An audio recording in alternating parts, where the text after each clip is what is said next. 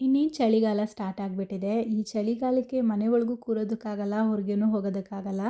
ಮನೆ ಒಳಗೆ ಬೆಚ್ಚಗಿರಬೇಕು ಅಂತ ಅಂದರೆ ಈ ರೀತಿ ಒಂದು ರೂಮ್ ಹೀಟರ್ನ ಹಾಕ್ಕೊಂಡ್ರೆ ಸಾಕು. ತುಂಬಾ ಯೂಸ್ ಆಗುತ್ತೆ. ಮನೇಲಿರುವಂತಹ ತಣ್ಣನೆ ವಾತಾವರಣನ ಕಡಿಮೆ ಮಾಡಿ ಬೆಚ್ಚಗಿರೋ ವಾತಾವರಣನ ಈ ಒಂದು ರೂಮ್ ಹೀಟ್ರು ಕ್ರಿಯೇಟ್ ಮಾಡುತ್ತೆ.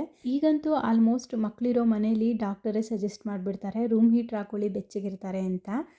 ಇದ್ರ ಬೆಲೆ ಬಂದು ₹1400 ಆಗುತ್ತೆ. Orient company ತೊಗೊಂಡಿರೋದು.